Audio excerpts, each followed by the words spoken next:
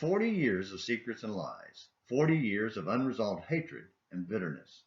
A recent British TV crime drama brought all of that to the surface in the process of solving a murder in a dying English village. Families had been divided by coal mine strikes in the 1980s and lived with hatred and contempt for each other until one of their children murdered one of them, and everyone thought it was directly connected to events from 40 years earlier. In the end, the only connection was the murderer had grown up twisted by the hatred permeating the town. It wasn't the 40-year-old events themselves, but how they all lived in the aftermath that led to the murder. Some came to grips with their own complicity, but others couldn't face their own culpability for perpetuating hate for 40 years. Sadly, the story was based on actual events in a real English village. What happens when centuries of secrets and lies are exposed in a nation? Hosea tells us what happens from God's perspective. As our previous studies have worked through the text, we've seen Israel's sin exposed and condemned in the most graphic terms possible. God isn't nearly as prudish as we are when it comes to exposing and discussing sin, especially the real and figurative adultery committed in the pursuit of idolatry. It wasn't hidden because the people practiced literal sex to prompt God's blessings. So God exposed it and them to the world through Hosea.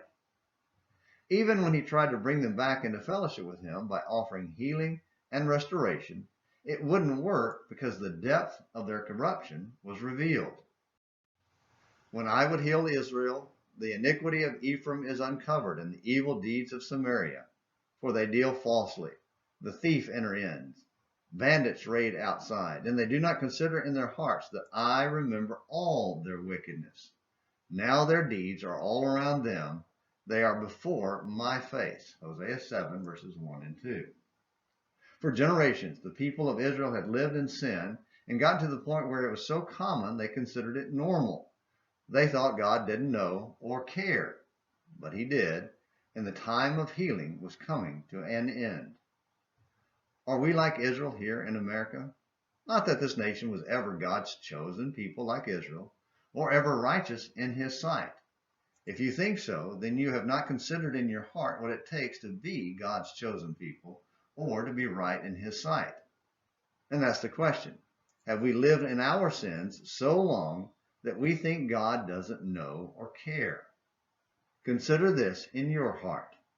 God knows and cares, and it could be that our opportunity for healing and restoration is coming to an end. Thank you for watching Morning Minutes in the Bible and American Missionary. Until next time, this is James McClenny hoping you have a great day.